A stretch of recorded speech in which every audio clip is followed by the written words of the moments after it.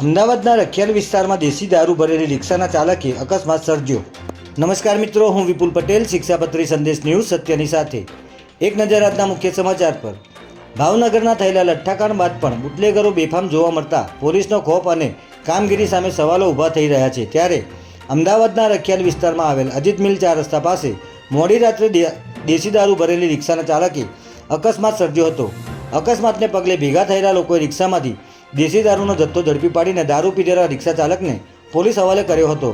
લોકોએ રિક્ષાની તપાસ કરતા અંદરથી દારૂ ભરેલા કોથળા મળી આવ્યા હતા. ત્યારે પોલીસે રિક્ષા ચાલક મનીષ ડાભીની અટકાયત કરી 57 લીટર દેશી દારૂ જપ્ત કર્યો હતો.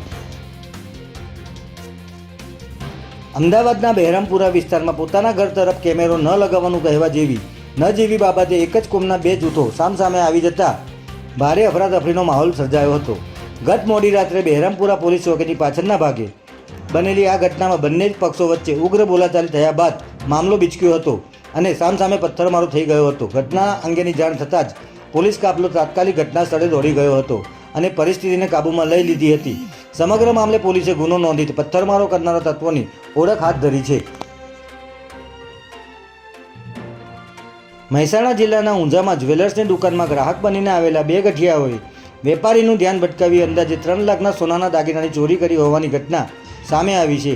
ઊંઝામાં આવેલી કેસર ભવાની જ્વેલર્સમાં બે શખ્સો ગ્રાહક બનીને આવ્યા હતા અને ચાંદીની રાખડી ખરીદવાના બહાને વેપારી સાથે વાતચીત શરૂ કરી હતી. જે બાદ તકનો લાભ લઈને સોનાની કાનની કડીઓ ચોરી લીધી હતી. ચોરીની આ સમગ્ર ઘટના દુકાનમાં લાગેલા સીસીટીવી કેમેરામાં કેદ થઈ ગઈ છે. ત્યારે પોલીસે ગુનો નોંધી સીસીટીવી ફૂટેજના આધારે બંને આરોપીઓને ઝડપી લેવા ચક્રો ગતિમાન કર્યા છે. જય હિન્દ, જય ભારત.